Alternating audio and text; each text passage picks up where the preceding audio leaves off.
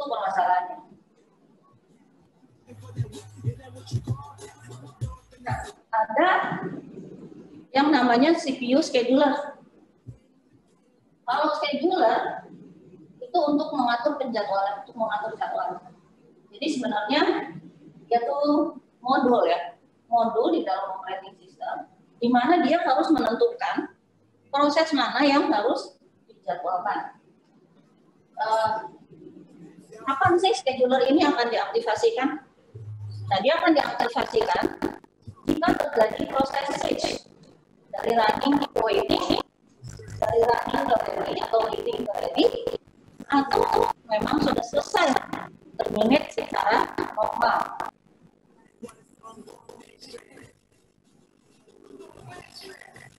Apa sih proses switch?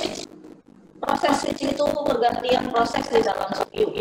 Jadi kalau CPU misalnya saya punya dua proses A dan B, kemudian ini yang sedang diproses itu adalah proses A, maka saat proses B harus dieksekusikan ke CPU, proses A akan keluar. Nah, perpindahan itulah yang disebut switching, ya, switching proses biasanya atau context switch ya istilahnya.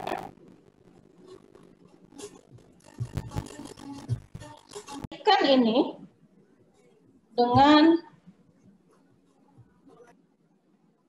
proses state yang kita sudah belajar di proses ya. Masih ingat nggak proses state? Ada yang 2 model, ada yang 5 model, ada yang 7 model. Nah, untuk mudahnya saya ambil yang tengah ya, yang 5 model proses model ya, yang 5. Jadi ini kelihatan nggak saya nulis di papan nih? Baca cukup besar nggak tulisan saya? Kelihatan. Ya, oke. Jadi ada ready, ini ada running. Ini harusnya kalian sudah hafal nih ya. Terus ini ada exit atau terminate.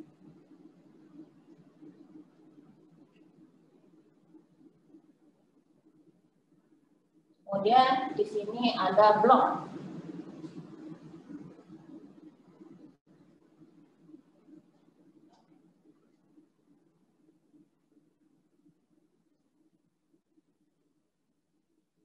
Blok. Nah, ini kan bisa begini ya, transisinya seperti ini. Ini transisi ini yang bisa langsung ke ready kalau time out.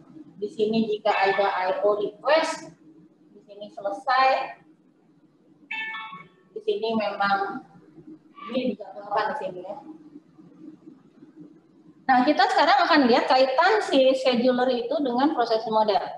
Nah, yang long term scheduler itu sebenarnya modul yang bekerja di sini. Yang bekerja di sini, ya.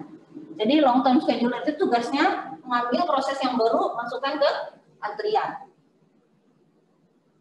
Kalau yang medium term, nah medium term itu menyangkut ada virtual memory ya. Jadi saya punya hard disk, saya punya memori, punya reservasi tempat dalam hard disk itu untuk menyimpan data yang ada di RAM jika RAM-nya penuh.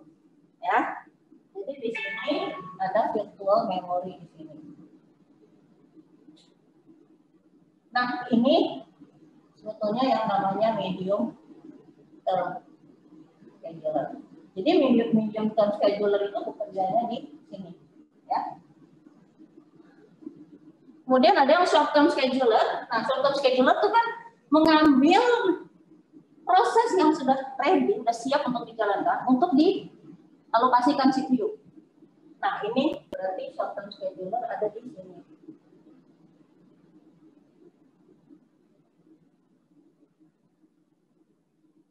Oke.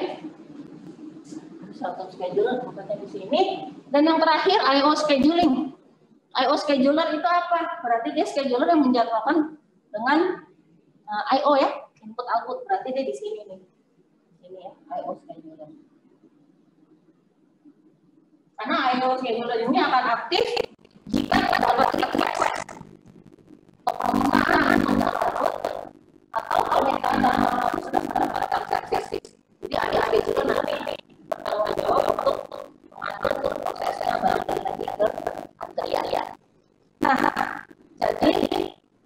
scheduler sama proses model dan kurang seperti ini. Ini yang sederhana. Artinya nanti kalau di release ya sedikit beda lagi variasikan kalau konteks ya. Ini konsep dasarnya seperti ini.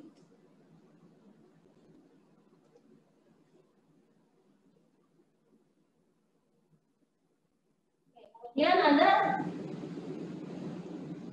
yang namanya dispatcher. Nah, dispatcher ini adalah suatu modul kecil di mana dia melakukan switchingnya. Kan kalau long term scheduler itu menjadwalkan nih sekarang ini dijadwalkan masuk ke running. Gitu. Kalau dispatcher yang benar-benar melakukan perpindahan proses. Jadi misalkan nih di sini ada CPU, terus proses yang antri ada A, B, dan lain-lain. Nah, dispatcher ini CPU mungkin sedang menjalankan, saya tulis di bawahnya deh, ini ya. CPU sedang menjalankan X misalnya. Nah, pergantian ini nih, jadi pergantian agar A-nya bisa ke sini, X-nya balik ngantri gitu. Nah, proses switch ini namanya switching. Nah, itu ditangani oleh yang namanya dispatcher. Ya, dispatcher. Nah, dispatcher ini karena melakukan proses switch, kita kaitin lagi. Masih ingat nggak pertemuan pertama di mana kita bicara tentang proses counter, memori, dan teman-temannya itu ya. Masih ingat nggak? Nah, ada PC, program counter, ada memori address register, memori buffer register, dan lain-lain. Mungkin di sini ada proses status word, ya. Ada stack pointer, dan lain-lain lah. Nah, ini kan informasi yang nempel ke sebuah proses. Yang utama yang saya ingatkan, proses counter dan program counter isinya alamat berikutnya. Jadi intinya apa? CPU itu, prosesor, harus tahu kapan akan melanjutkan proses. Tahu harus melanjutkan dari mana, karena ini akan disimpan di dalam sebuah tabel yang namanya proses table. Masih ingat ya pertemuan sebelum ini. Siapa tuh yang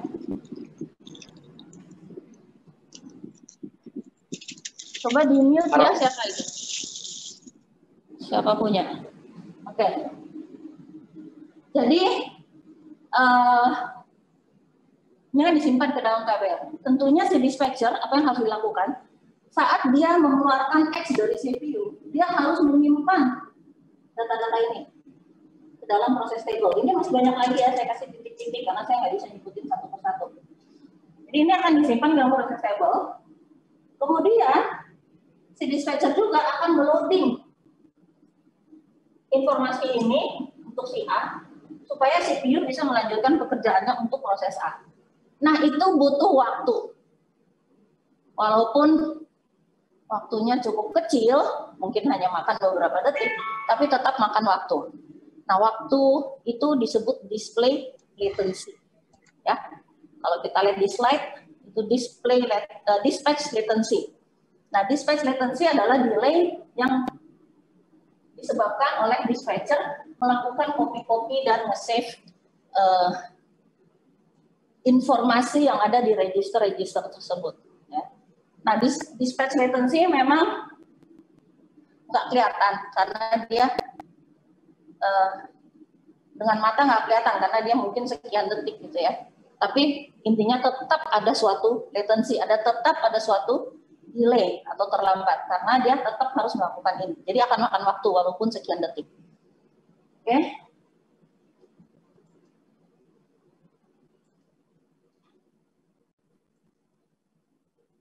Ada yang mau ditanya sampai sini? Sudah jelas? Ada yang jawab? Paham ya? Tuh, ada yang mau ditanya? Enggak, Bu. Ada, Bu. Oke.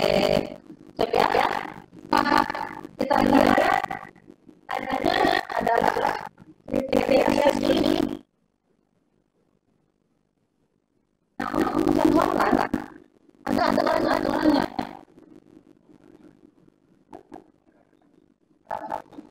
Kurang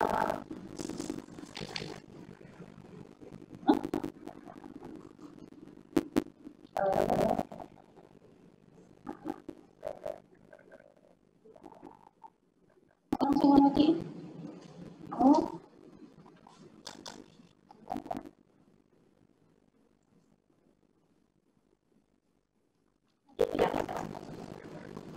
Oke, ya.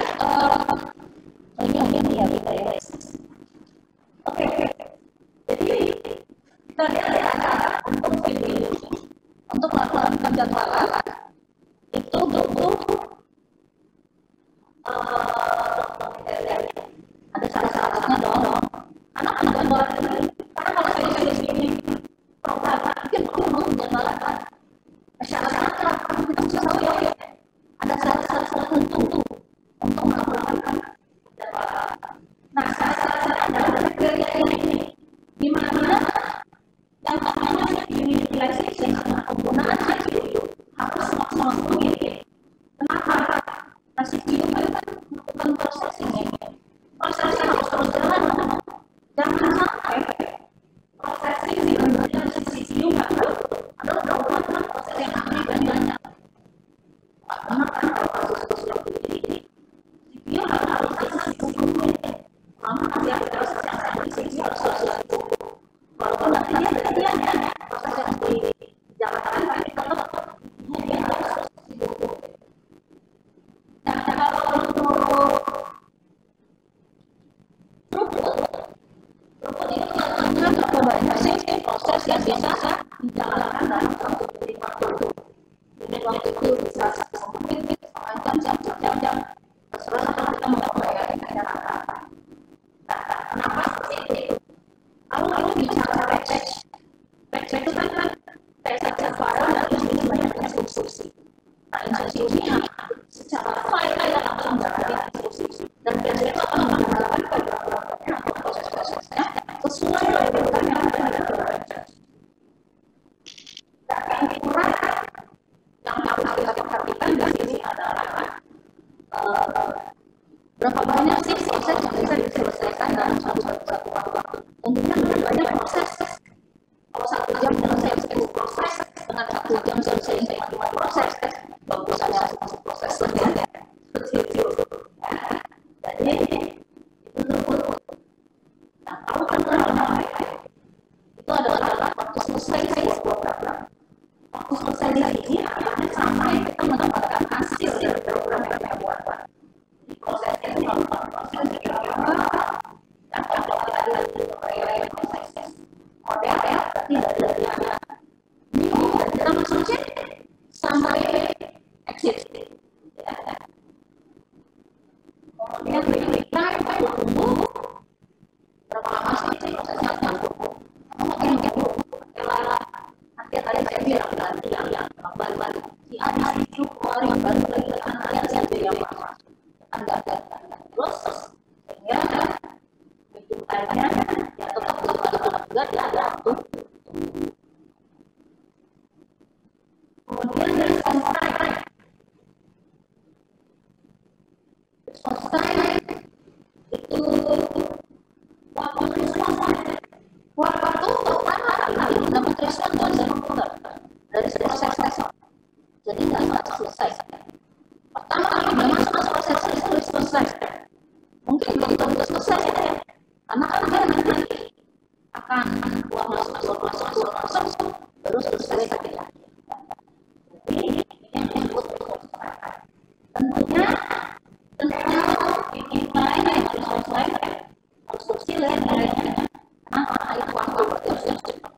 Jadi kecil waktunya kita akan lebih baik. Nah sebenarnya hubungannya kalau yang ini harus saat ini.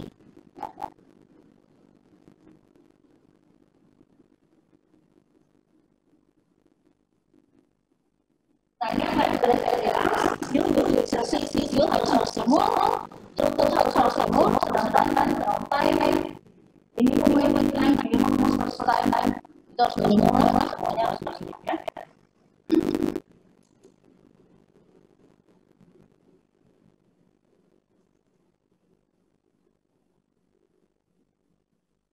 Oke, sekarang tujuannya buat apa? Nah, tujuannya kita harus lihat kan tujuan membuat jadwal untuk sistem seperti apa? Secara umum, yang sosial, secara umum pasti harus ada. Jadi proses itu menggunakan lama, cepat, kurang nanti. Tapi kalau proses sendiri kita harus proporsional ya. Jadi ada penting. Terus jangan lupa ada bisa memiliki aturan-aturan juga berjalan kita misalnya saya lagi dalam program iseng-iseng ya, program tapi di sana ada program ini yang masuk yang penting itu program untuk bikin order terus pengen langsung diproses supaya orang bisa bayar ya. Berarti kan lebih penting dong daripada program bisnis. Berarti harus ada jenis prioritas.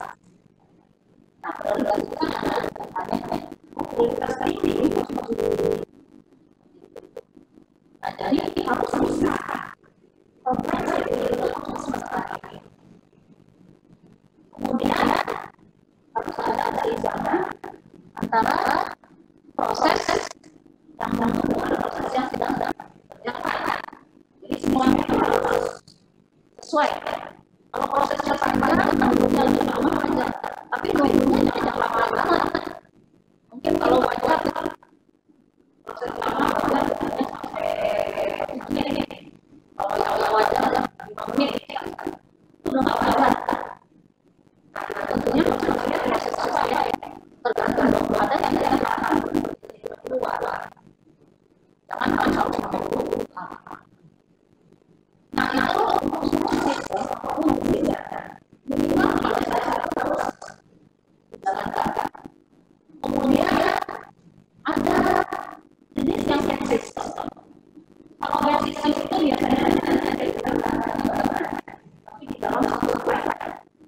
Urutan eksekusinya sesuai dengan urutan yang muncul di dalam. Nah, yang ini yang penting adalah untuk harus masih harus positif. Supaya ada bukannya untuk dalam baik. Dan orang lain juga tahu. Karena ada info ya. Masih kemudian kebutuhan utilisasi tentunya harus dibutuhkan. Dan ada tidak apa tuh yang kalau itu berarti bisa ada intervensi dari orang atau dari sistem lain pokoknya ada intervensi. Kalau PC itu nggak bisa diganggu ya, yang ada harus benar-benar selesai semua baru nanti proses berikutnya di dalam berikutnya. Tapi kalau interaktif harus ada perhatian ya, karena proses itu dari dalam tengah. Nah, interaktif yang siapa orang saya itu proses apa intinya harus ada. Nah, kalau model yang interaktif biasanya kita akan lebih memperhatikan respons konflik. Kenapa? Karena interaktif kan pasti butuh interaksi dari luar. Jadi respons konflik itu tahu seberapa cepat sih bisa menangani proses kita. Responsnya itu dan tentunya proporsionalitas itu yang ada di dalam kesimbangan ya. Tapi kesimbangan ini dalam arti harus sesuai dengan ekspektasi kita. Misalnya saya tahu proses ini hidupnya berat, prosesnya berat, datanya banyak. Sedangkan yang saya tahu ringan, berarti yang penting kita bisa expect lebih cepat, lebih lambat. Tapi harus sesuai dengan ekspektasi. Mungkin ekspektasi saya yang lambat tuh 5 menit atau perlu sampai setengah jam kan. Nah, yang harus diperhatikan. Dan yang tadi adalah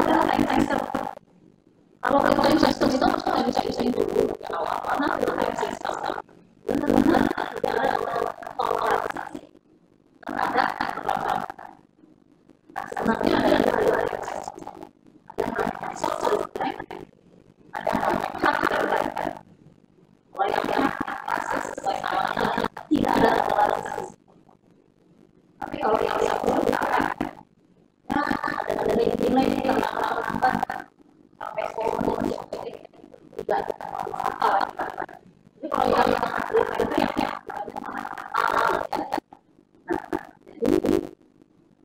itu yang belum sistem. Saya sistem harus sesuai dengan karena dia dilakukan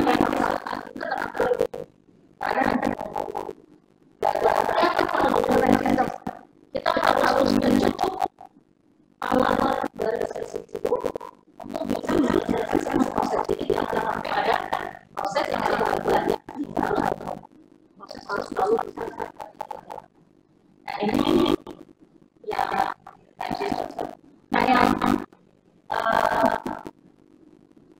software lain misalnya kalau di media sistem kalau streaming ada nilai dikit yang bisa terlalu lama tapi untuk di ada bisa diisi si online banget ada orang berarti nggak bagus juga.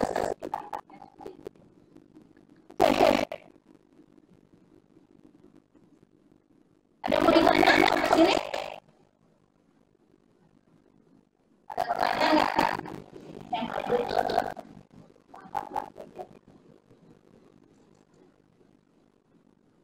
Mau ditanya? Nggak ada. Jelas ya? Oke. Berarti pada oke semuanya ya.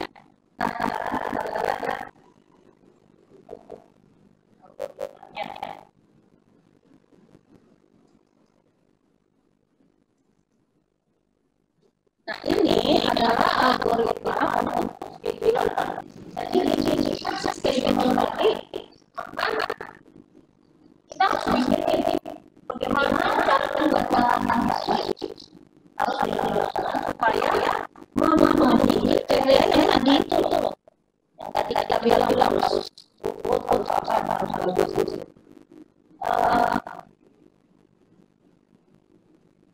ada satu algoritma yang namanya SPAM. Ini adalah algoritma yang sangat sederhana dan mudah untuk diimplementasikan. Karena bersama sebenarnya kalian itu udah bisa diprogramkan dengan tapi kalau ini biasanya ada blok yang khusus ya. Tapi nantinya adalah bersama pokoknya udah keluar nanti akan dialihkan yang depan sehingga sistem nanti akan mengambil proses tersebut. Tapi ada kendalanya. Kalau penyebab kecil, yang tidak panjang, terus dia panjang yang panjang akan menjadi kurang baik cara performanya. Kita lihat di sini dengan contoh.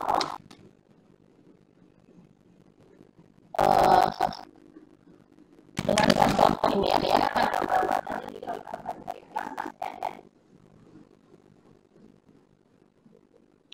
ini proses tadi ada proses 1, ada B1 B2 B3, kemudian ada first time itu waktu perkiraan proses ya. Ini untuk simulasi, jadi perkiraan itu kita nggak bayangin proses kita harusnya selesai di awal. Untuk actualnya tentunya tergantung dari review, kecepatan dan lain-lain. Tapi kenapa kita melakukan simulasi ini? Supaya kita bisa mengukur kira-kira bagus nggak sih algoritma ini? Ya seperti itu. Jadi ini ada burst time.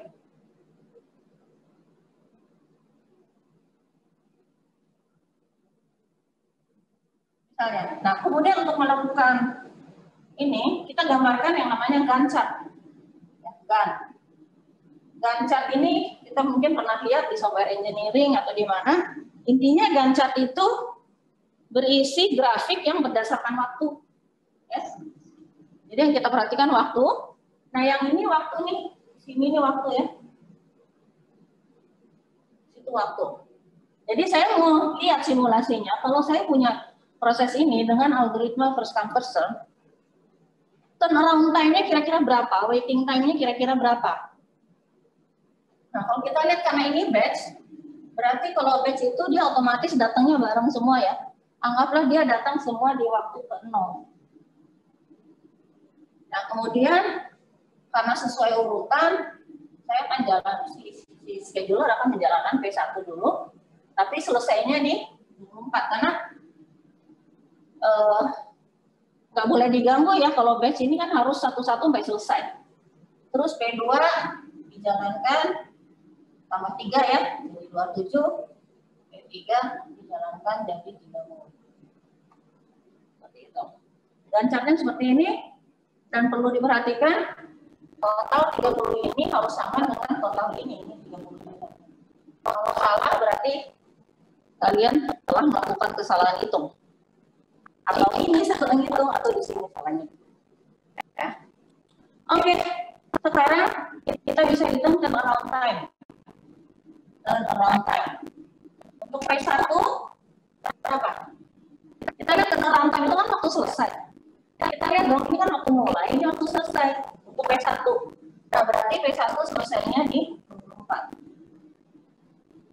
P2 selesainya di 27.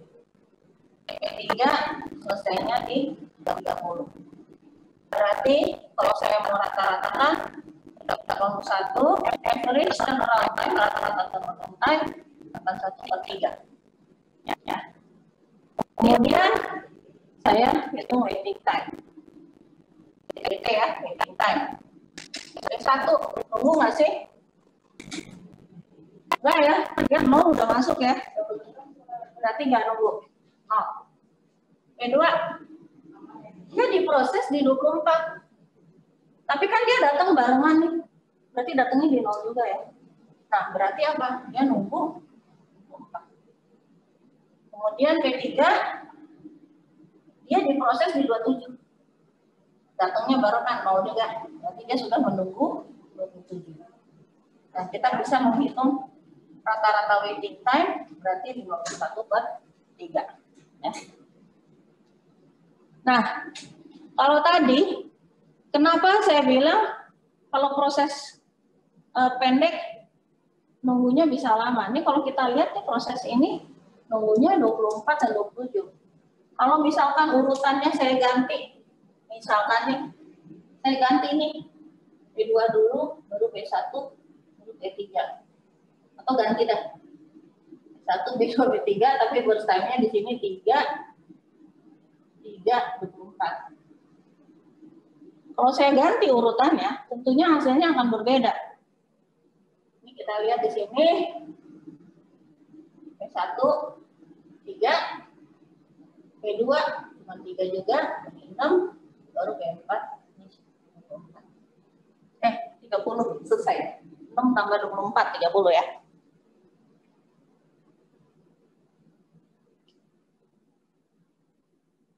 Nah, kalau kita lihat turnaround time-nya untuk P1 cuma 3, P2 6, P3 30. Berarti 39. Rata-rata turnaround time 39/3. Waiting time P1 tidak menunggu ya. P2 ini 3, berarti nunggunya 3. Dan P3 nunggu 3 ya. P3 nunggunya 6. Jadi waiting time-nya 9/3. Nah, coba kalian bandingin. Ini 27. Ini 17. Ini cuma 13. Ini cuma 3. Jauh ya. Makanya tadi kelemahan si first come first serve itu kalau ada proses panjang yang antriannya duluan. Karena mau nggak mau yang panjang itu diselesaikan dulu. Jadi ini nunggu kelamaan, ini nunggu kelamaan. Padahal dia butuh waktu cuma 3, di sini butuh cuma 3. Ya. Nah, inilah sebabnya kita juga melakukan simulasi seperti ini agar bisa tahu lah kira-kira algoritma apa sih yang cocok untuk sistem seperti ini. Nah tentunya ini kita estimasi, oh sistem saya banyak proses kecil atau banyak proses gede, kita sendiri yang tahu. OS nggak akan tahu ya, sistem kita kan. Kita mau jalanin proses apa sih di komputer kita, kan kita yang lebih tahu. Nah waktu eksaknya nggak bisa kita ketahui, tapi kita bisa mengira-ngira dalam arti kita mau melakukan cobaan, eksperimen, simulasi, yang mana yang lebih baik. Kalau dengan ini tentunya kita bisa bilang, oh yang ini lebih bagus.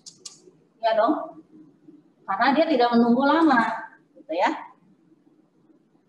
Oke, itu yang first come first serve. Terus kita lihat yang shortest job first. Nah, shortest job first itu proses terpendek akan didahulukan. Nah, ini skemanya ada dua macam. Ada yang versi batch, berarti dia non-preemptive, atau ada yang versi preemptive. Kalau preemptive itu kayak interaktif, karena dia bisa diinterrupt. Ya. Nah, untuk yang interaktif disebut juga dengan nama shortest remaining time first. Yang kita perhatikan di sini remaining time, sisa waktu. Jadi sisa waktu yang terpendek. Ya, karena kalau boleh diterapkan dia jadi bolak-balik ya. Gitu. Nah, sekarang kita lihat lagi contohnya.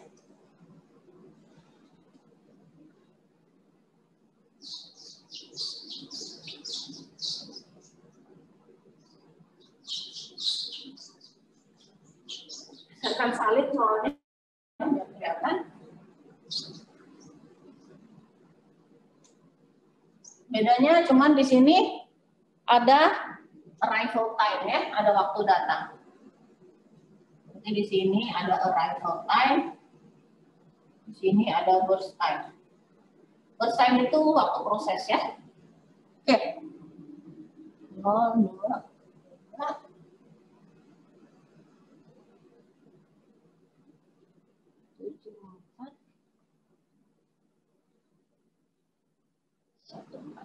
Oke, ini saya salin di sini.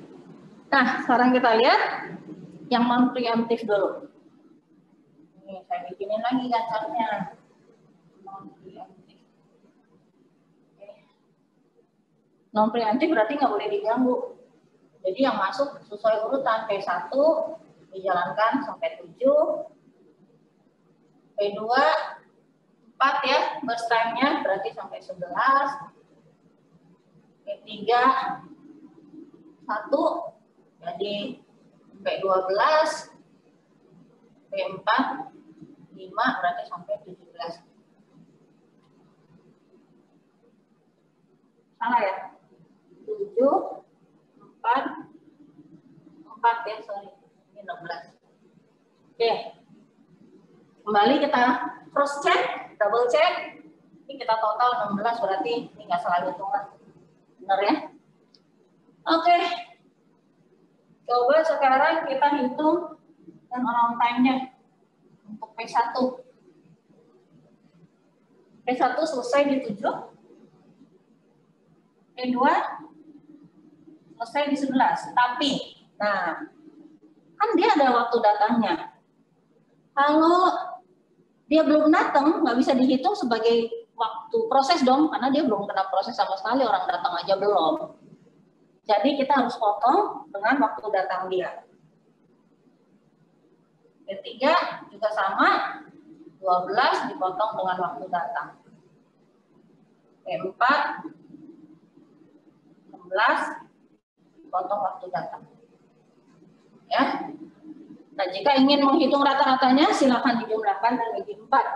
Ya. Nah, untuk waiting time, kita lihat proses 1. Tidak nunggu ya. Oh. Proses 2. Dia baru diproses di waktu ke-7. Tapi kan dia datangnya di 2, berarti dia nunggunya hanya kurang 2 ya. P3 sama tuh 11. Tapi dia baru datang di 4.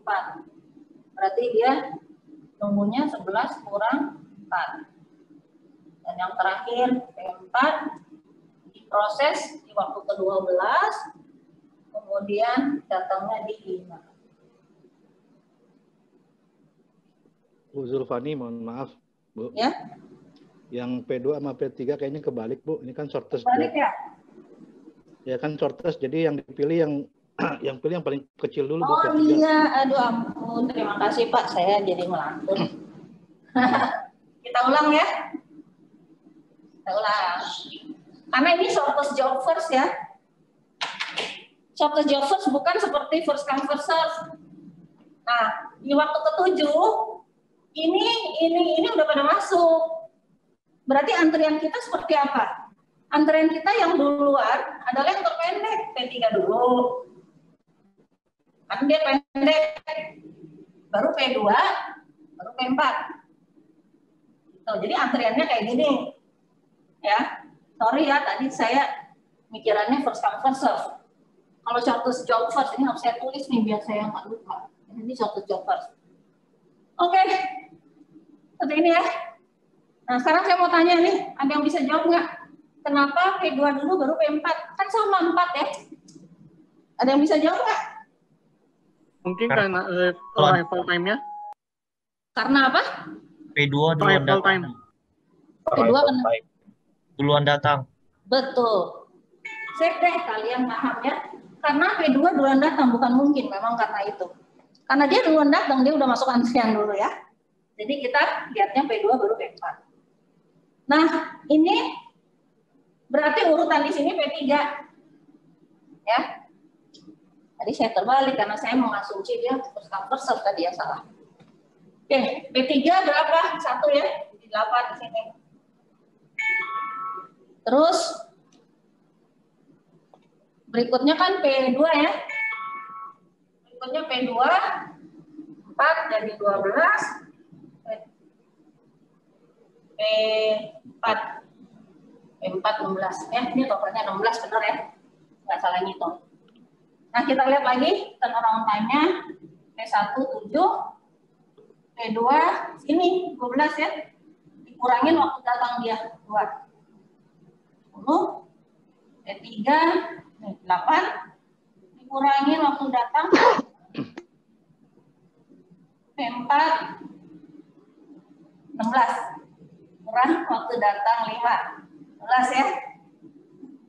Oke, tinggal dirata-ratain ya, nggak usah saya ngitung ya. Oke.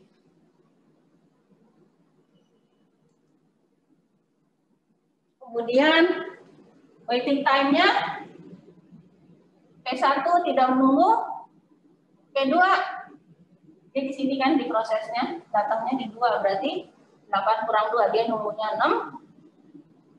P3 dia diproses di 7, datangnya di 4, berarti 7 kurang 4, kemudian P4 12 kurang 5 ya. Oke, Apa santai ya? Aduh, di mute mic-nya please. Ya lihat aja di mute dulu. Siapa itu? Saya kayak ada di ada bawah.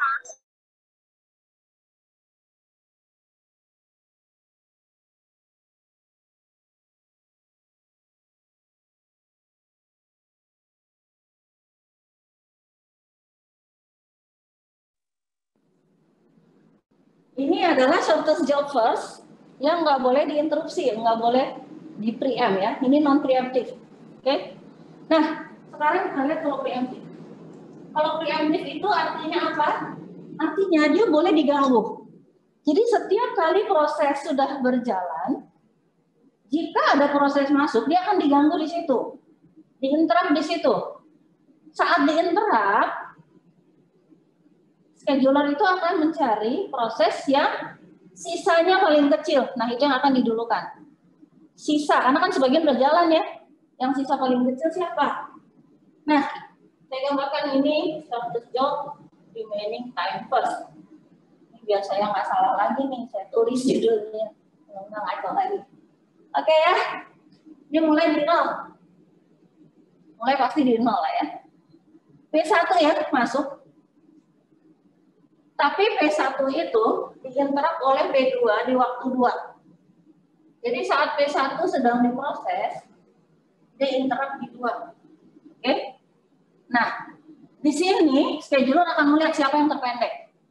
Di saat ini coba ya, saya pakai kertas coret-coretan di sini. P1 berarti udah jalan 2, sisanya berapa? 5. P2 masih 4. Artinya apa?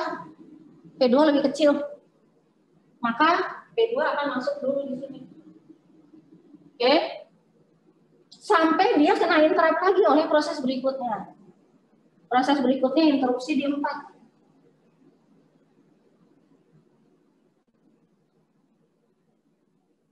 Oke? Nah, kita lihat lagi udah di 4 diinterupsi si prosesor, si scheduler maksud saya akan melihat lagi sisanya berapa. Berarti sekarang udah ada P2, P1 dan P3. Ini masih 5 ya. P2 jelas-jelas masih ada sisa kan ya. Dia 4 ya bersaingnya. Ini baru jalan 2. Berarti P2 sisanya 2. P3 karena baru masuk sisanya 1. Karena bersaing kan. Nah, dilihat dari sini berarti yang terkecil si P3 ya. Kan 1 dia. Tuh. Nah, kemudian berarti 1. Kebetulan di saat dia selesai juga di saat P4 datang. Ya. Nggak apa-apa. Jadi P4 masuk berarti dia selesai ya. Coret lah. Berarti berikutnya sisanya berapa? P1 masih 5, P2 masih 2, P4 4. Karena dia baru masuk. Maka P2 akan balik lagi ke CPU. Karena tidak ada lagi yang menginterap, maka P2 akan sampai selesai. Selesainya kapan? Tinggal 2 ya, berarti 2 lagi. Kemudian kalau P2 selesai, kemudian P4 plus P4 selesai, P5 16. Sama ya totalnya ya 16 ya. P1 Bu. Sorry, Bu, P1. Kok 5 sih? Ampun deh. Makasih udah benar. Oke. Ya. Gini ya. Sekarang kita hitung lagi.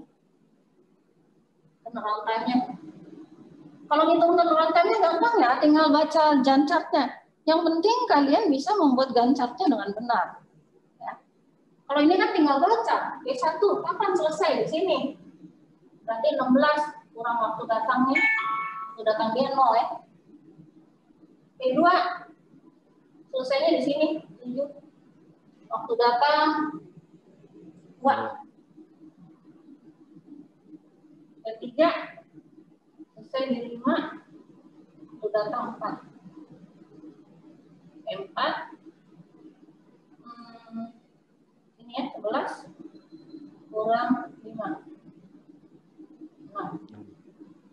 Oke, tinggal dihitung rata-ratanya. Sekarang waktu tunggu. Waktu tunggu harus dilihat setiap kali dia nunggu ya. Jadi kita harus hati-hati membaca Gantt chart-nya. P1, dia di sini kan langsung, nggak nunggu di sini. Tapi dia nunggu nih dari sini sampai sini ya. Berapa tuh nunggunya? 11 kurang 2 ya.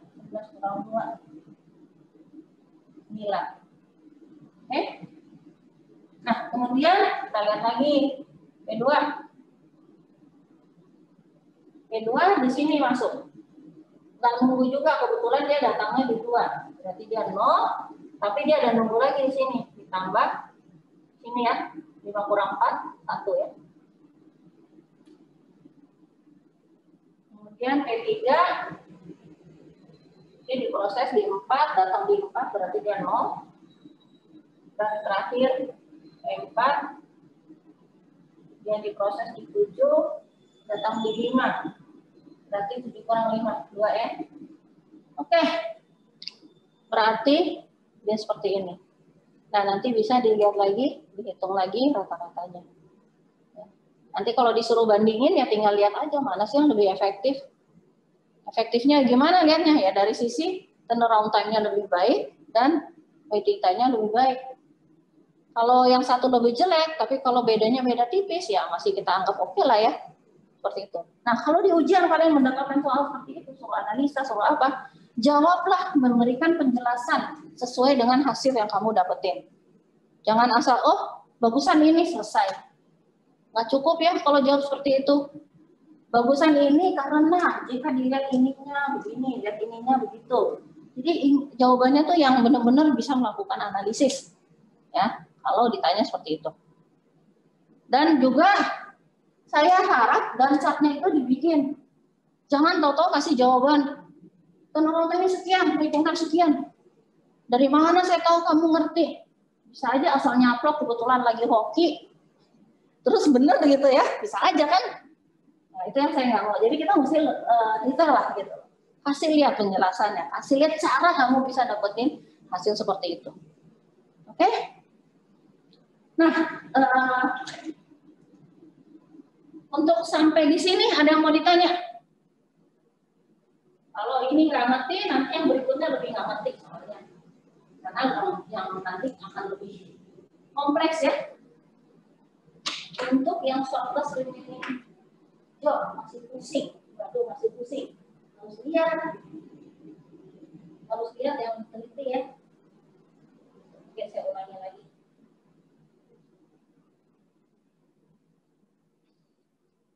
Nih ya, shortlist job-nya ada yang nanya masih pusing. Saya tutup dulu.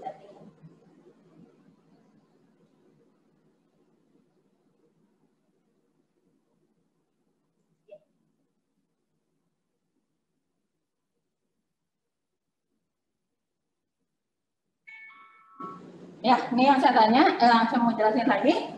Kalau yang ini dilihat waktu terpendek, mungkin saya jangan begini nulisnya satu-satu ya. Jadi kan dia datang nih, intrak di 2 ya, padahal proses 2 datang. Jadi di saat ini, saya udah ada proses apa aja gitu loh.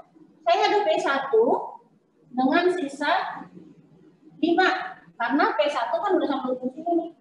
Dari 0 udah jalan 2. Burst time dia 7. Berarti sisa berapa? 7 kurang 2 ya. 5. Kemudian kan di sini P2 masuk. P2-nya sisa berapa? Dia kan belum jalan sama sekali. Jadi sisanya 4. Oke. Nah, oleh sebab itu si scheduler memilih dong yang terpendek siapa antara P1 dan P2. Yang ini ntar dulu belum datang, kita nggak bisa ngapa-ngapain dulu, ya. Nah, di sini berarti P2 karena 4, maka P2 yang akan masuk dulu nih di gancatnya. Sampai kena interrupt lagi di waktu keempat. Nah, sekarang kita lihat lagi nih di waktu yang keempat ini. Di dalam antrian masih ada P1 dengan sisa 5. Kemudian P2 kan belum selesai. Dia baru jalan 2 ya, dari 2 ke 4 kan 2. Sedangkan burst time-nya 4. Berarti P2 masih sisa 2 lagi. Kemudian P3 yang masuk, dia sisa 1. Karena dia memang 1. Maka dari sini kan kelihatan yang terpendek siapa. Maka P3 yang masuk duluan. Oke, P3 selesai di 5. Oke, saya ganti sini. Ya, selesai di 5. Yang ada di antrian siapa aja nih? P1 dengan sisa 5, P2 dengan sisa 2, P3 kan selesai. Nggak ada P3 ya. Dan P4 sisa berapa? Masih baru masuk, sisa 4. Nah, tadi juga ada yang tanya, dia masuk di 5, kenapa prosesnya gitu? Karena di 5 belum giliran dia. Di waktu ke-5 kondisi saya seperti ini. Ya, kondisi saya seperti ini berarti yang saya bisa masukin yang terpendek dong P2. Hanya P2 masuk lagi antrian. masuk lagi ke Gantt sini, ke CPU. Sampai dia selesai, karena di saat ini udah nggak ada interrupt lagi ya, nggak ada proses lain yang masuk. Berarti kan dia kurang 2, berarti sampai 7. Nah, kalau dia sudah di 7, berarti P2-nya selesai kan, selesai. Baru dilihat sisa yang ada P1 dengan P4. Baru P4 bisa masuk karena dia yang paling kecil saat ini ya. Makanya dia masuknya baru di 7. Di sini belum bisa, belum jatah dia. Tadi ada yang nanya ya. Paham nggak? Baru terakhir, kalau P4 sudah selesai, tinggal yang terakhir P5. P1. P5 lagi saya ngomong. Gara-gara sisanya 5 nih, saya jadi latah lihatnya P5. Ya, 1 dengan waktu 5. Sudah jelas? Tadi yang nanya siapa? Udah oke belum?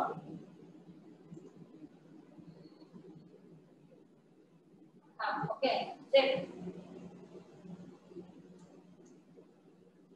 Ya. Nah, kenapa saya bilang ini harus paham benar? Nah, karena berikutnya lebih ribet lagi ngitungnya, bolak-baliknya lebih banyak. Kalau yang shortest job first itu kan bolak-baliknya dikit nih. Ya, kita lihat yang non-protein dulu.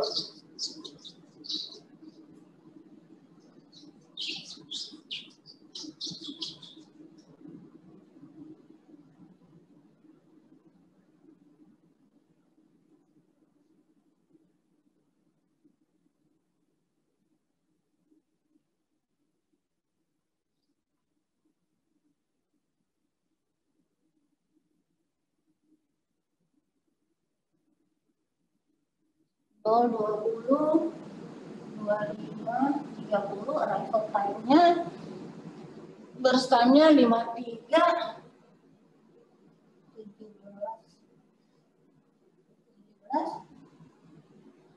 68, sama 24. Ini kuantumnya, kuantum atau time slice, sama dengan 20. Nah, kuantum atau time slice, di dalam scheduling round robin itu artinya jatah. Jadi si proses, setiap proses punya jatah 20 di CPU.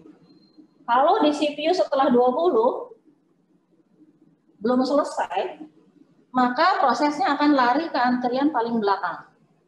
Paling belakang, ya.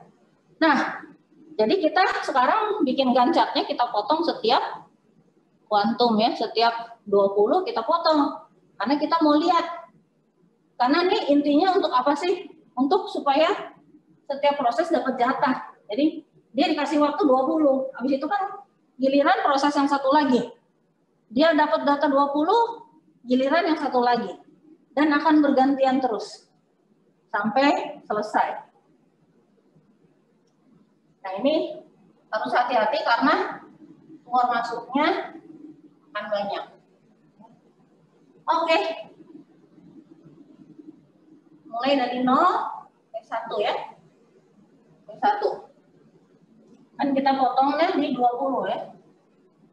Ini saya akan menuliskan antriannya di sini supaya lebih kelihatan yang mana yang depan. Jadi yang di front saya tulis di sini, ini yang di back ya, yang belakang.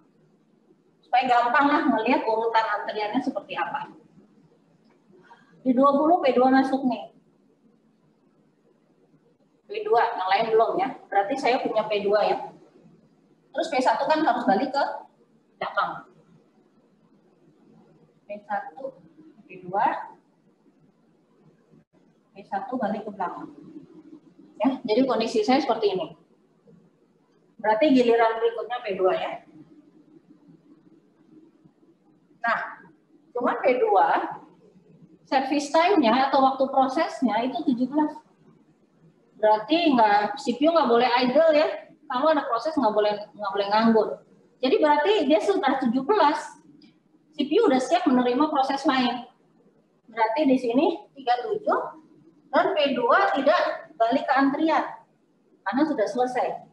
Sementara P1 maju jadi paling depan. Oke. Nah, terus kita lihat di posisi waktu ke-37. Ini di waktu ke-25 dan 30, P3 dan P4 masuk.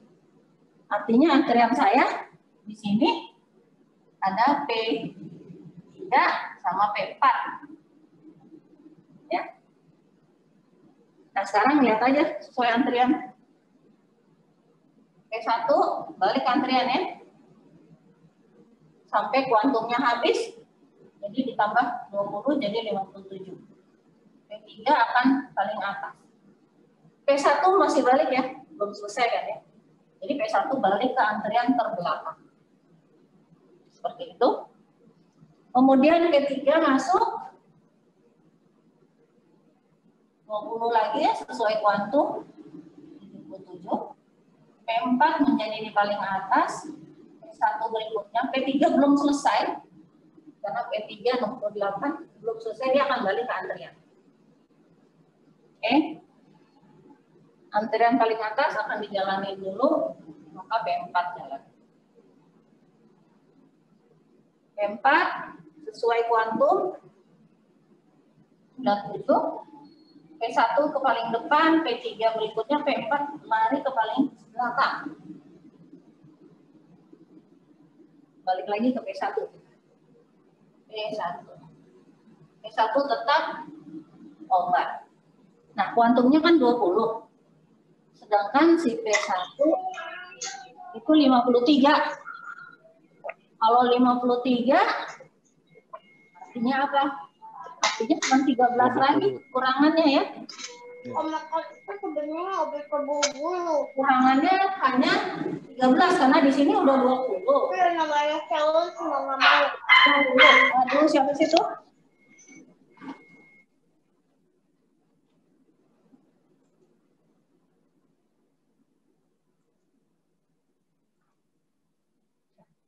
Oke, saya lanjut. Berarti kurangnya 13 lagi ya. Kan ini 20 tambah 20, 40, sedangkan dia butuhnya 53, maka kurang 13, nggak nyampe 20. Berarti saya tambahkan 13 di sini. Jadi 110 ya. Berarti sisa yang maju ke antrian P3, P4, terus P1 selesai, nggak balik ke antrian. P3 di sini muncul, P3, nah di sini udah 20, oh masih jauh, berarti P3 masih sesuai kuantum. P4 di atas, P3 di belakang, balik lagi ke antrian. P4. 4 butuh berapa? 4 ya. Jadi 134, kemudian nggak balik, tinggal P3. Tinggal P3 diselesaikan, masih kan dia baru 40, berarti masih 20 lagi. Tetap masih ada P3 di antrian, kebetulan nggak ada proses lain yang masuk ya, jadi tetap P3. Dan terakhir P3 menyelesaikan 8 lagi, jadi 162, baru selesai. Ini kalau kita jumlahin 162 ya, jadi kita nggak membuat kesalahan. Jelas nggak pembuatan gancarnya? Ada yang mau tanya? Sebelum saya hitung turnaround time-nya. Hitung turnaround time tinggal membaca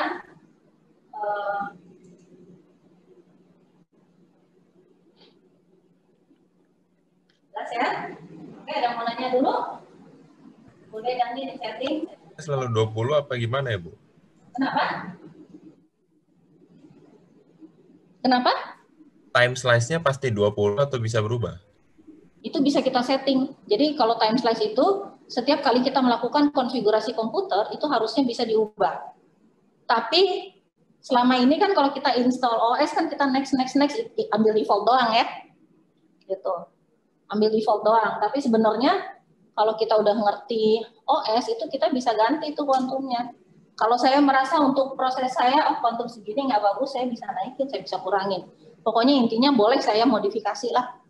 Tapi harus ngerti bagaimana cara melakukan konfigurasi.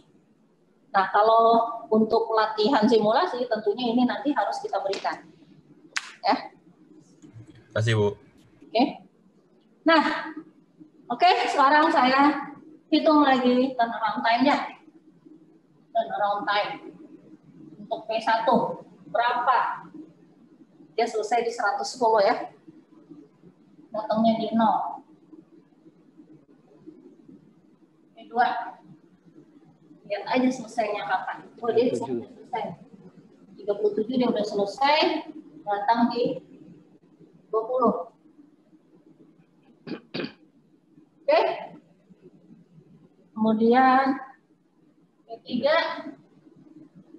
selesainya di akhir 162. Dia datang 25. Jadi berapa ini? 137 ya. Benar nggak matematik saya? Kemudian P4 selesainya di sini ya, 134 dikurangin 30 yaitu 100. Oke, jadi turnaround time-nya segitu. Saya nggak usah hitung rata-rata ya, kan rata-rata tinggal kalian jumlahin dan bagi 4 ya, udah gampang. Nah, yang agak ribet ini hitung waiting time karena banyak keluar masuk ya. Kita lihat untuk P1. Kita lihat dari awal nih, kita baca ganjarnya. Ini 0 tambah ini ya. Dia P1 di sini kan keluar. Terus dia nunggu sampai dia masuk lagi. Berarti 37 kurang 20 yaitu 17. Masih ada lagi kan? Dia di sini keluar lagi. Baru masuk lagi di sini. Berarti 97 kurang 57 40 ya. Berarti masih ada 40. Nah, baru setelah itu dia selesai. Jadi dia nunggunya segini, 57. Ini untuk P1. Kemudian P2. 20, datang di 20, 0. Dia nggak nunggu. Dan langsung selesai ya. Dia berarti tidak menunggu sama sekali. P3. Dia pertama kali diproses 57. Datangnya di 25. Berarti di saat itu dia sudah menunggu 57 kurang 25, 32. Ditambahin. Nah, tambahin lagi. Tambahin dia nunggu. Sini kan dia keluar. Di 110 dia balik lagi. Berarti dia nunggu dari 110 sampai dari 77 sampai 110. Berarti dia nunggunya berapa lama tuh? 33 ya? 33. Masih ada lagi nggak? Masih kan? Dia masih nunggu di sini nih. 4 ya? 4. Maka waktu tunggu dia 69. Ya. Terus P4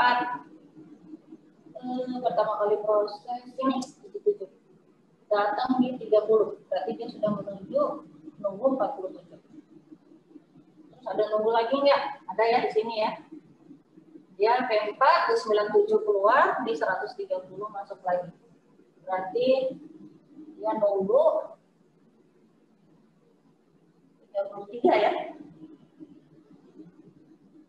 Ya 130 kurang 23.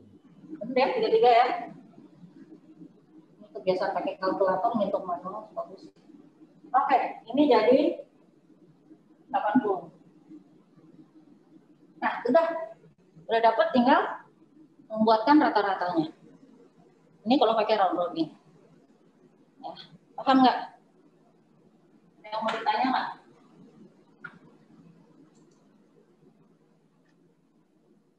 Yang mana nih yang kurang ngerti? Ya, silakan tanya. Mau tanya apa sih? Mbak Mai boleh tanya aja. Atau mau ditulis di chatting boleh. Bagusnya algoritma ini dibanding dengan yang lain apa? Nah, ini tergantung. Tuh, kelihatannya ribet, tapi di sini ada keadilan terhadap proses-proses yang dijalankan. Jadi intinya setiap proses dapat jatah yang sama. Jadi di sini lebih mengintikan keadilan bahwa setiap proses dapat jatah sama. Jadi kalau yang lama otomatis lebih lama, yang proses sebentar otomatis lebih cepat. Karena dia adil, setiap proses jatahnya 20, 20, 20.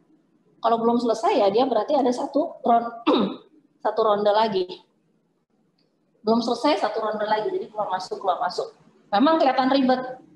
Tapi dari sisi keadilan ya kan tadi ingat kriteria dari scheduling, harus ada keadilan, harus ada segala macamnya. Nah, dari sisi keadilan ini boleh kita bilang adil lah, setiap proses dapat jatah yang sama. Oke?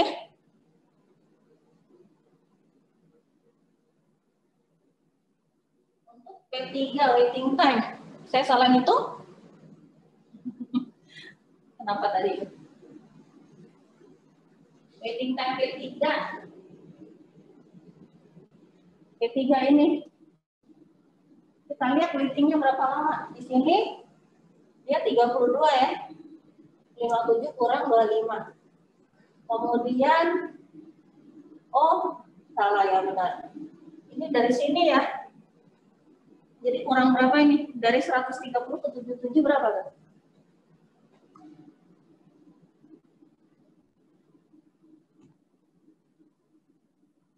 P3 berarti, enggak dong, P3 kan di sini masuk, sini keluar. Dari 110 kurang 77 berapa?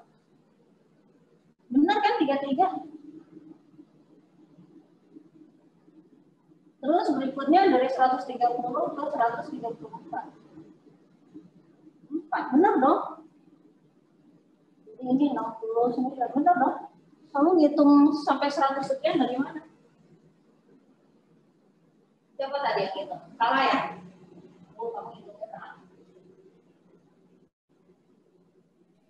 Udah benar ya? Lihat gambarnya ya. Jadi bukan dari sini ke sini, tapi kan bukan dari 97. Karena kan P3-nya selesainya di 77. Masuk lagi di 110. Jadi dia nunggu berapa lama? 110 kurang 77 ya di sini. Udah benar ya saya tadi ya? Iya. 110 kurang 77 berapa? 33 bukan? 33 kan? Yang 154 nggak usah dihitung. Maksudnya 154 gimana nih? Ini. Kan dia nggak nunggu. Ini di 154 langsung dia lagi yang masuk. Ya kalau mau dihitung 154 kurang 154, 0 sama aja. Ya. Benar nggak? Tuh, 154 kurang 154 ya 0. 32 dari mana? Ini. Dia pertama kali masuk 57. Padahal dia datang 25, udah nunggu kan? Kalau yang pertama pasti dikurangin dengan waktu datang dia. Paham nggak? Oke? Paham ya? Tadi yang nanya masih kurang ngerti, udah jelas belum? Siapa tadi? Siapa tadi ya?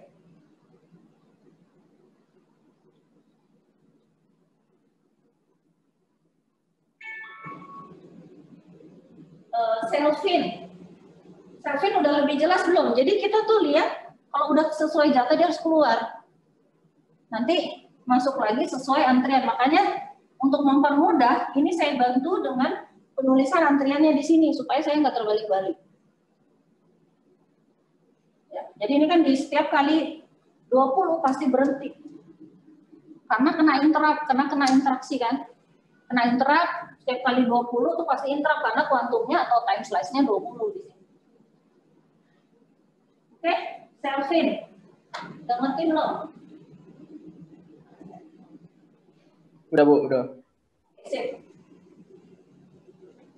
Kalau untuk record di share itu harus cek ke LSC ya. LSC yang melakukan record ini. Kalau nanti di share saya bisa kasih. Ya. Karena bukan saya yang record ya. Yang nge-record LSC. Oke? Ya.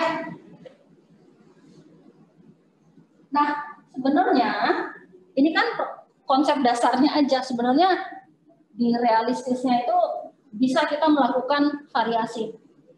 Jadi variasinya termasuk salah satu adalah priority. Kalau priority scheduling seperti ini bisa misalnya saya mau variasikan, di mana saya punya beberapa antrian. Setiap antrian itu ada prioritasnya. Tentunya prioritas yang lebih tinggi akan masuk ke CPU duluan. Nah, ini bisa diatur.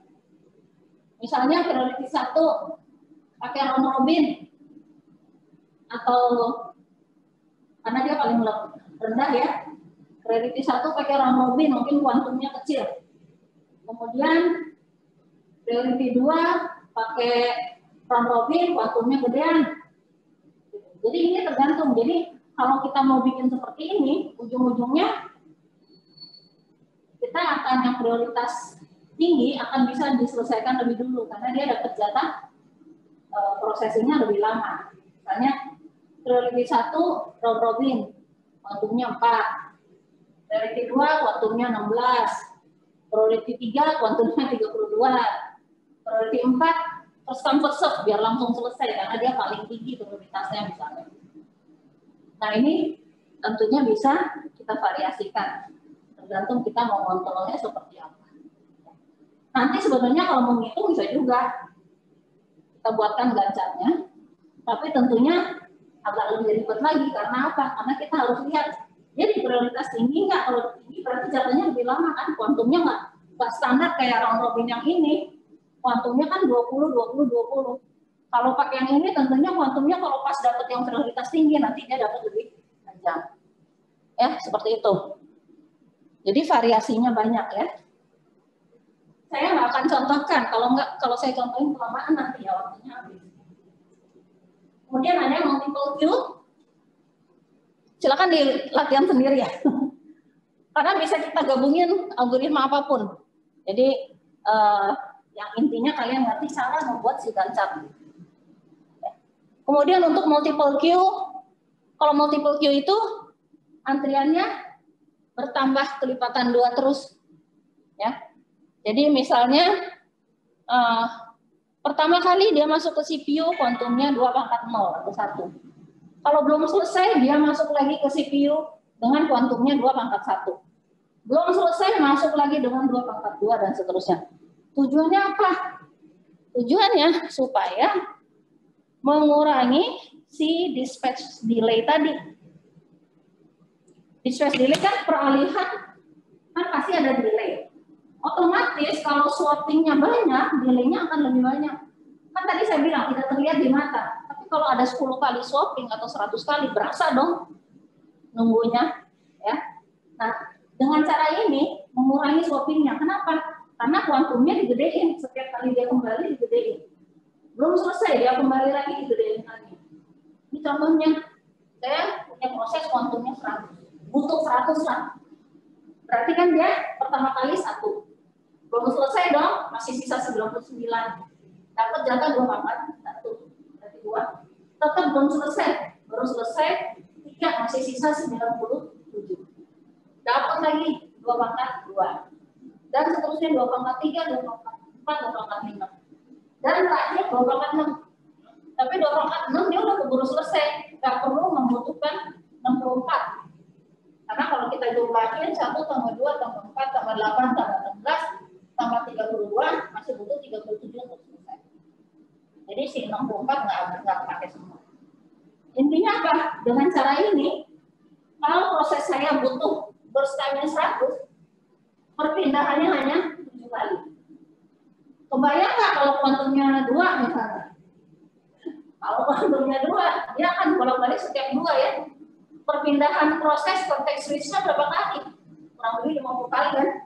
2 keluar, masuk lagi 2 keluar lagi, masuk lagi. Kurang lebih 50 kali.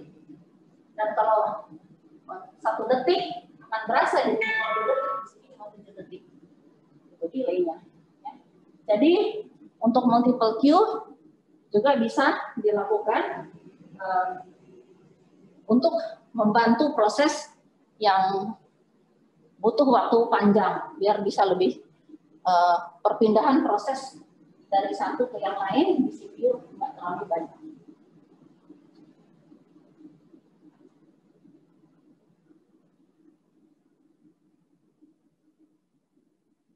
Berikutnya shortest process next. Nah, kalau ini pakai rumusan tertentu, ini rumusan deret. Ya. Nah, kalau ini tetap antriannya satu, tapi untuk berikutnya dilihat dari rumusan ini. Waktunya ditambahin berapa, yang kedua ditambahin berapa, ketiga ditambahin berapa, tergantung dengan rumusan deret yang di atas itu. Ya. Jadi, kapan dia berada di CPU, sesuai dengan waktu yang ditentukan di sini. Itu kalau shortest process next. Kalau yang high response ratio mirip dengan round robin. Cuma kalau round robin kan semua masuk ke antrian belakang. Kalau ini masuknya belum tentu di belakang, bisa di tengah, bisa di atas. Karena apa? Di sini memikirkan proses juga jangan tunggu kelamaan. Jadi kalau prosesnya panjang, kita takut dia nunggu lama. Jadi waktu servis itu dimasukkan ke dalam rasio. Di mana rasio itu yang akan kita hitung nantinya, mana yang bakal duluan. Jadi yang highest rasionya yang akan masuk ke CPU duluan. Jadi dihitung aja nih, ini udah berapa lama nunggu, service time-nya berapa, per service time. Service time itu burst time ya, sama dengan burst time yang tadi saya tulis di situ. Nah, berarti kan kalau dia masih belum selesai, berikutnya kan waiting time-nya udah bertambah kan. Nah, kalau waiting-nya bertambah, berarti response ratio-nya juga bertambah tinggi. Jadi, nanti yang tinggi rasionya akan diduluin. Gitu. Supaya, ya di sini memikirkan apakah lebih baik seperti itu. Jadi, dia nggak nunggu kelamaan. Tapi modelnya tetap kayak round robin. Cuman kalau round robin selalu antriannya ke belakang. Kalau ini dilihat response rasionya. Antriannya di mana nih masuknya? Yang tertinggi siapa? Dia yang akan masuk ke antrian paling atas, ya. Nah, jadi seperti ini.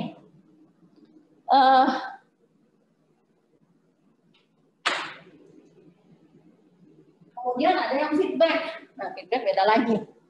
Feedback itu antriannya banyak, tapi di setiap antrian beda-beda algoritmanya. Mungkin antrian pertama round robin, kuantumnya berapa, antrian kedua berapa. Nah, proses yang masuk awalnya selalu ke yang paling jelek, misalnya kuantum yang paling rendah. Tapi kalau feedback itu maksudnya apa? Jika dia belum selesai di situ, dia akan mundur, akan pindah ke antrian yang lain. Karena yang lain menggunakan algoritma yang lain juga. Nanti kalau dia belum selesai juga, dia akan loncat lagi kalau ke antrian yang lain. Di mana antrian yang terakhir biasanya first come first serve. Karena di sini mengasumsikan seperti ini. Kalau dia udah kelamaan, jangan suruh ngantri terus lah, selesaikanlah dia. Makanya antrian terakhir menggunakan first come first serve. Kalau ini feedback, jadi setiap kali mundur lagi, loncat lagi, berpindah ke antrian yang tentunya lebih baik. Misalnya kuantum 2, terus kuantum 4, terus kuantum 10, terakhir first come first serve. Ini tujuannya apa? Kalau yang prosesnya pendek, dia langsung bisa selesai dengan kuantum yang kecil kan ya. Tapi kalau prosesnya panjang, supaya nggak sering bolak-balik di antrian, pada akhirnya dia akan mendapatkan first come first serve. Oke.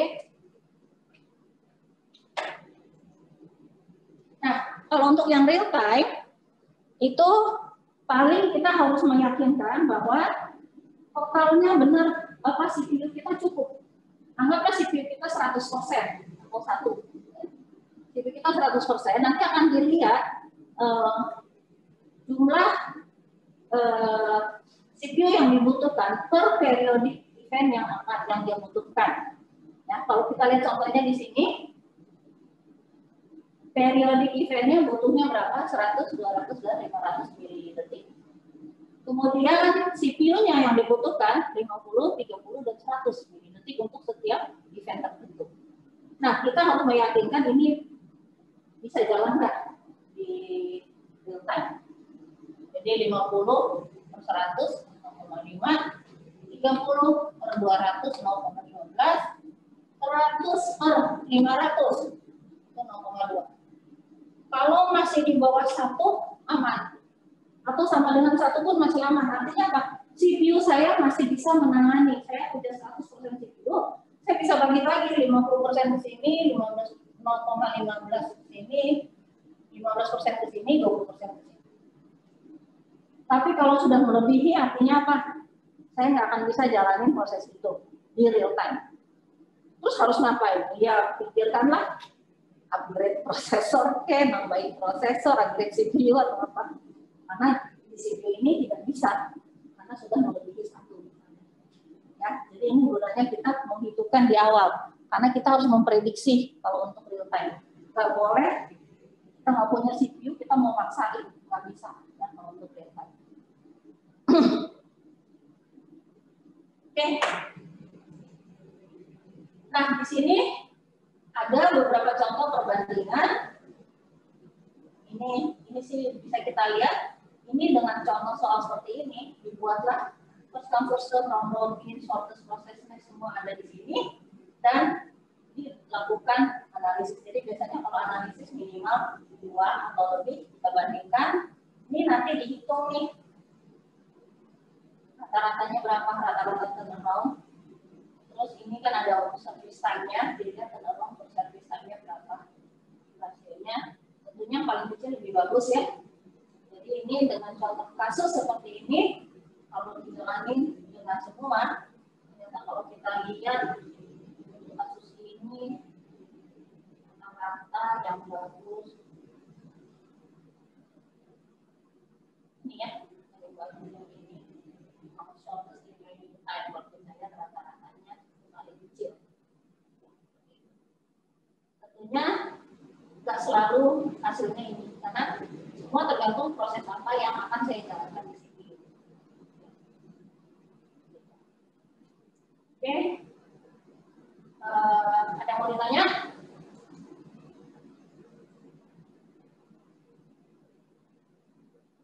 Oke, ada yang mau ditanya nggak? Saya jauh dari speaker nih sekarang. Oke ya. Nah, untuk akhir itu algoritmanya ya, simulasi. Jadi kalian harus belajar bagaimana mensimulasikan dan untuk menentukan algoritma mana yang lebih baik gitu ya. Nah, tentunya ada beberapa hal yang harus kita perhatikan kalau kita mau membuat algoritma scheduling. Berarti mekanismenya seperti apa sih? Bagaimana caranya saya bisa menjalankan kebijakan-kebijakan kayak prioritas seperti itu supaya gampang di algoritma untuk membuat modelnya. Nah, tentunya salah satu cara adalah membuatkan mekanisme yang ada parameternya. Jadi kita buatkan method atau fungsi menggunakan parameter. Parameternya apa? Ya, prioritas misalnya. Ini misalnya, mungkin ada lain yang harus dijadikan parameter. Tapi misalnya prioritas. Kenapa? Karena prioritas kan bisa diubah-ubah ya. Kalau di lab, mungkin udah pernah ditunjukkan, ada variabel yang namanya nice di Linux. Kalau nice itu menyangkut ke prioritas. Jadi prioritas itu sebetulnya oleh user atau oleh admin bisa dinaikkan, bisa diturunkan. Nah, supaya nggak mengganggu, masa kita harus berhenti schedulernya bikin ulang kan enggak. Jadi schedulernya itu ada parameter di mana kita bisa mengubah nilai dari si prioritasnya. Nah, jadi algoritma scheduler itu wajib memiliki parameter minimal untuk prioritas. Yang mungkin ada aturan lain yang settingannya bisa dirubah juga bisa kita masukkan sebagai parameter tersebut. Ya, jadi caranya seperti ini mekanismenya untuk melakukan algoritma ini. Nah, yang sedikit beda adalah dengan thread. Kalau thread masih ingat implementasinya kan bisa di level user atau bisa di level kernel. Nah, masalah penjadwalan, kalau kita melakukannya di level kernel, proses itu diambil oleh kernel. Jadi saat yang ada di kernel informasi apa sih? Kalau si kernel ini ngambil proses A, berarti yang ada di kernel adalah thread milik A, yang B kan nggak ada karena di user area. Maka schedulingnya hanya bisa sesuai dengan apa yang ada di kernel. Jadi schedulingnya nggak bisa kombinasi A dan B, tapi harus A semua. baik thread 1, 2, 3, ya. Kalau seperti ini, implementasinya di kernel level. Nah, kalau di kernel level kan thread-nya ada di sini semua. Nggak peduli kernel ini lagi ngeproses prosesnya yang mana, karena semuanya sudah ada di kernel. Sehingga schedulingnya bisa diatur kombinasi dari A boleh, dari B boleh gitu ya. Terserah. Jadi cuman bedanya seperti itu, tergantung dari implementasi thread-nya seperti apa. Oke? Ya, ada yang mau ditanya nggak sampai sini? Udah habis ya? Ada yang mau tanya? Kita tutup. Oke? Nggak ada yang mau tanya? Sudah siap? Tidak ada, Bu. Dosen-dosen lain ada yang mau nambahin? Pak Rubil, Pak Tatang, ada yang mau ditambah nggak sebelum kita tutup? Itu ada yang nanya itu, Bu. Kalau first come first serve tidak ada arrival time. Karena itu kita kalau batch ya, yang sebetulnya bukan algoritmanya, batch-nya ya. Kalau algoritmanya batch, arrival time-nya otomatis sekali jalan sama. Jadi kita asumsikan dia mau. Ya. Ya. Kalau yang thread ini masalahnya di implementasi ya. Kalau implementasi thread-nya di user, nggak ada di kernel informasi tentang thread itu, jadi nggak bisa di-schedulekan. Tapi kalau di implementasinya di kernel, semua informasi thread ada di sini. Sehingga untuk scheduler bisa gampang ambil kan untuk semuanya, walaupun A dan B. Walaupun si kernel lagi ambil proses A, tapi thread untuk si B itu tetap sudah ada di sini. Oke? Ya, itu untuk yang thread. Kalau feedback itu dia loncat-loncat ya. Jadi misalnya nih, saya akan arahin ke papan. Misalnya, saya ada banyak antrian. Ini antriannya. Yang terakhir first come first serve. Ini mungkin round robin, kuantumnya 4, di sini round robin, kuantumnya 8. Di sini round robin, kuantumnya 16. Di sini round robin, kuantumnya 32. Nah, kalau yang feedback, setiap proses itu loncat. Jadi misalnya, si A butuhnya 100. Berarti pertama kali dia hanya dapat 4 di sini.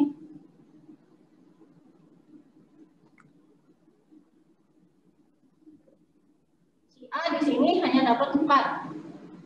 Setelah 4 dia akan masuk ke sini berikutnya. Jadi berikutnya dia dapat 8. Jadi totalnya sudah 12. Nggak selesai masuk ke sini dengan jatah 16. Jadi kalau feedback itu dia akan loncat-loncat sampai ujungnya apa? Kalau karena dia besar, dia pasti nanti selesai di sini. Jadi kan switchingnya cuma 1, 2, 3, 4, 5 kali langsung dia bisa selesai. Jadi proses switchnya akan berkurang juga di sini. Intinya sih seperti itu kalau yang feedback ya. Udah jelas belum nih, Vanessa? Ya, udah Bu, terima kasih Bu. Oke, ada lagi yang mau tanya? Yang mau tanya dipersilakan, belum ada kesempatan. Yang lain atau mau nambahin? Pak Bayu, Pak Rubil, silakan.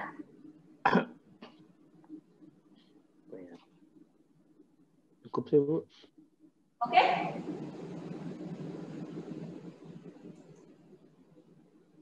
Oke, kalau Nanti tidak kalau nggak jelas nanti di kelas kecil aja sih, boleh tanya betul. lagi.